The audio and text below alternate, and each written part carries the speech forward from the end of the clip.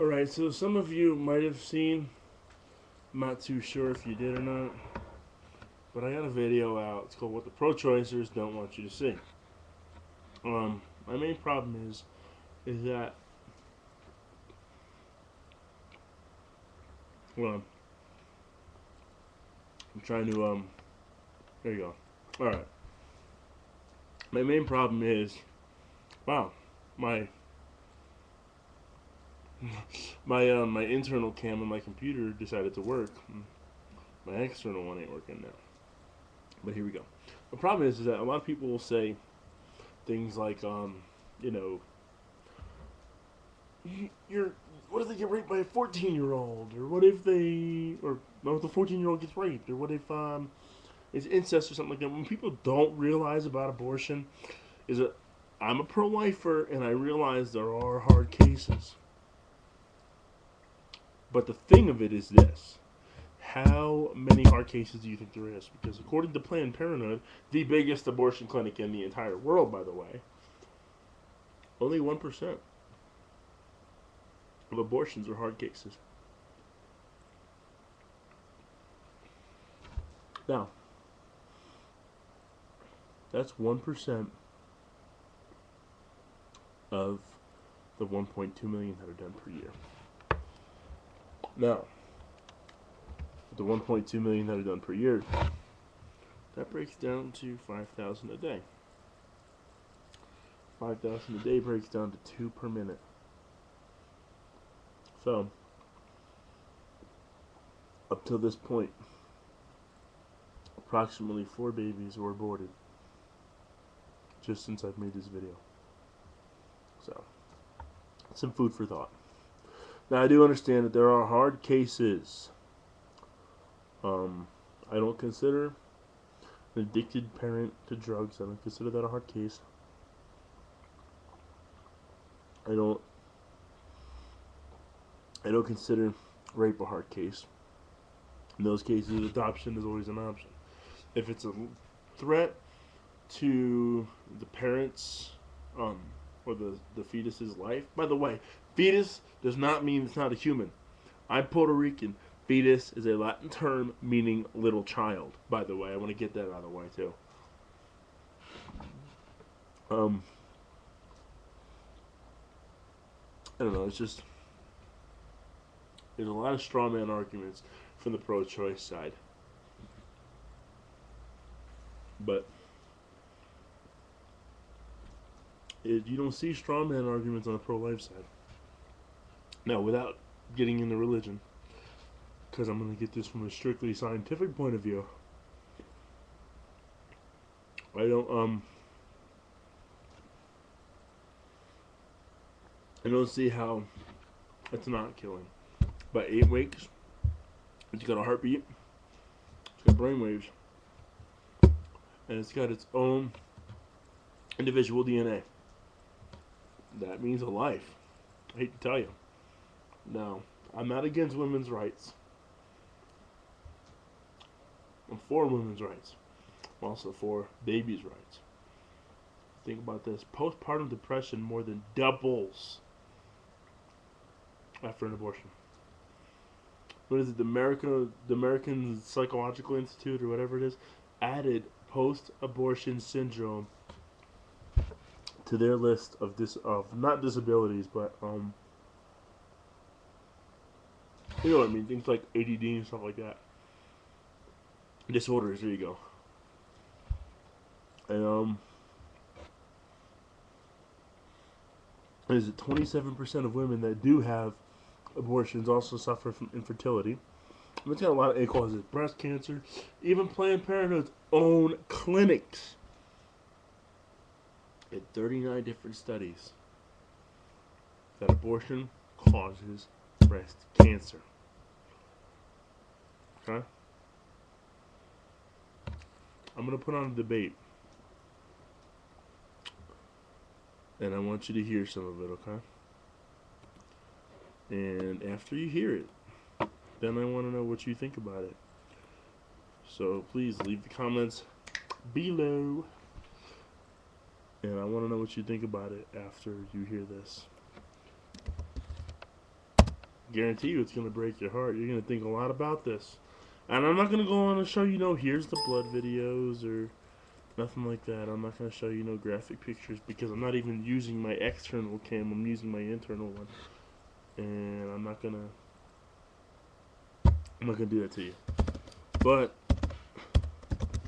I will play this one video for you. And it is a YouTube video. It's called Republicans versus Democrat abortion debate.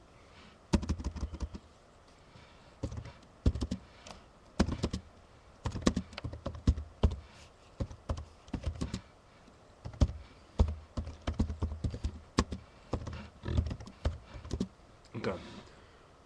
And I want you to just hear the facts of this. Just hear what they're saying.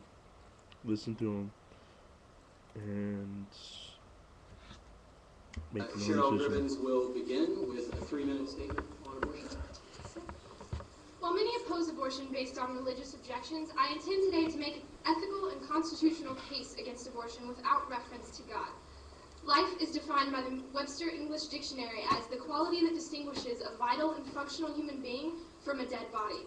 The most fundamental question in this debate is whether a human fetus constitutes a human life. I'll ask you this: if the fetus is not alive, then what is it? Its heartbeat, its rapid growth, its movement, they all show that it cannot be dead. It is alive. If it's alive, then what type of life is it? The laws of nature allow only one answer to this question: human parents, human baby. If it is human and alive, then it deserves the same protection as all other human life. Science offers no answer to the question, when does life begin, except for at conception. Even at this early stage of our lives, each human individual has its own separate, unique genes. Just as you, Sam, were once a young child, so too were you once a fetus, an embryo. These labels merely identify the different stages of your life. Who you are today began at conception, and from that point until your death, only 4 factors change: your size, your level of development, your environment, and your degree of dependence. At any given point in your life, you would agree that it would be wrong for me to kill you based on these 4 factors. But this is how you justify abortion. Now, in terms of constitutionality, consider the 10th Amendment on states' rights, which says that any power not specifically given to the federal government by the Constitution belongs to the states. In 1973, the Supreme Court made a decision that took away one of these states' rights. In Roe v. Wade, the court stretched the 14th Amendment to include a so-called right to privacy. However, by the amendment's adoption in 1821, there were already 46 state laws limiting abortion by state legislatures. This shows that the drafters did not intend for the 14th Amendment to withdraw from the states the right to legislate concerning abortion.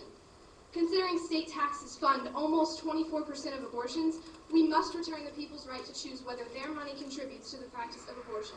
From a purely legal standpoint, Roe v. Wade was poorly decided judicial activism, it is unconstitutional, and it must be overturned.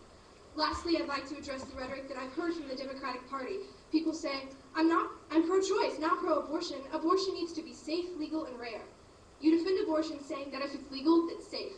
Abortion is never safe. It always ends one innocent human life, and it always has devastating effects on the mother. 27% of women who have had abortions suffer infertility or future complications. Planned Parenthood's own research foundation found 39 different studies that prove abortion as a cause for breast cancer. 6 years after Roe v. Wade, the American Psychological Association added post-abortion syndrome to its list of recognized disorders. Is that safe? Also, the Democratic Party shows no intention of making abortion rare. In August, your party removed from its platform the phrase, safe, legal, and rare, and replaced it with, we unequivocally support Roe v. Wade and a woman's right to legal abortion regardless of pay. This is not an attempt to lessen the number of abortions, but instead to make it more popular. Just today, up until the time this debate will end, around 4,166 American babies will be aborted. Is that rare? Thank you, Sir Chair. Good evening, ladies and gentlemen. As many of you know, abortion is a very difficult and complicated topic to address, but it is one that must be spoken about. We need to keep in mind a couple of things here. Abortion, as Cheryl previously stated, is not a debate of morals, religion, but an issue of health and constitutional rights. Women should have the right to have an abortion if they so choose to do so. We would rather they have safe medical procedures than seek out rogue alternatives. This is by no means to say that we promote abortions or that we even advocate them or see them as being, in fact, morally correct. abortions become a rarity in our nation. And true, this may have been struck from our party platform, but this does not mean that we do not still believe in such things. We believe in contraceptive research, family planning, comprehensive family life education, and policies that support healthy childbearing. The legalization of abortion is not the answer and will ultimately lead for women to seek dangerous and risky alternatives. Our plan involves encouraging supporters on both sides of this issue to unite and support the measures designed to reduce abortion rates. As a necessary evil, however, abortion must be available, but not encouraged. Because let's face it, if abortion is not offered, it will occur anyway, and we'd rather it occur in a safe environment than by, clothes hanger. Thank you. 90 seconds. She almost made it easy for me, saying that even her party doesn't find abortion morally acceptable. If abortion is made illegal, thousands of women will die from back alley coat hanger abortions. How can you dispute the fact that 97% of abortions that occurred in 1972, a year before Roe v. Wade, were done in hospitals by certified physicians, though it was illegal? Actually, if you would like to give me one specific case in which a woman died from an abortion that was proven to be self-induced by a coat hanger, I would like to look at that, because on record, the only deaths that we can cite from abortion are those that occurred in legally certified places, because we can't find statistics on practices that were illegal done in back alleys. Abortion is not... I'm sorry. Stop. I'll let you. I would like to address what Cheryl said earlier about when life begins. And yes, I do agree with you, life begins at the time of contraception. However, I disagree with you. She said contraception. She meant conception. I disagree also with you life. on when life is Science has viable. never disagreed Viability when means life when a human ends. can They begin can't to define feel clinical certain. death either. Now, according to most medical professionals, life becomes viable at 6 months. That does not, so yes, while life has begun at... Just want to ask you guys a question. If life becomes viable at 6 months, they're basically saying that life becomes viable at 6 months means that that's when they can feel things and stuff like that. That's when their life means something. So if any of you out there having a 5.5-month-old child, is it okay if I come and kill them? I mean, their life doesn't mean anything yet. They don't know anything yet. They can't really feel anything. Well, they can feel stuff, but their life's not viable according to the pro-life side. So, if there's any, or pro-choice side, wow, I definitely did just say according to the pro-life side. I feel retarded now. According to the pro-choice side, your life isn't viable until 6 months. So if any of you pro-choicers have any kids, if you don't like them, you could just have them eliminated. There's no crime or nothing, because they're only 5.5, as long as they're less than 6 months old. That's according to the pro-choice argument. I'm going to continue this video. While life has begun at the time of contraception, life is not viable until the 6-month period. Also, Cheryl mentioned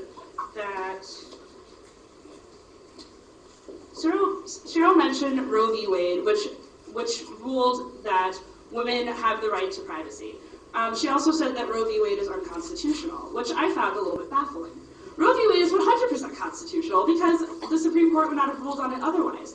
A woman absolutely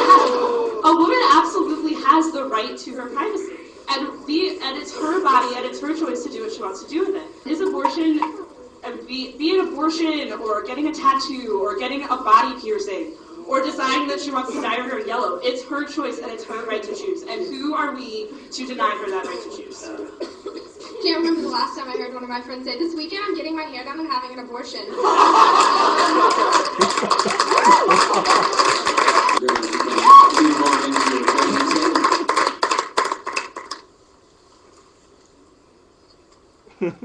That was a good one. Even the pro-choice. Myself and the other members of my party sympathize with the concerns that an unplanned pregnancy can mean social, financial, and professional stress for a woman. I know that women are still uneducated about the way their bodies work in some cases and may lack access to safe, affordable contraception. These are all important social issues that need to be addressed. But shouldn't the solution to these inequities be a change in the social structures that cause them?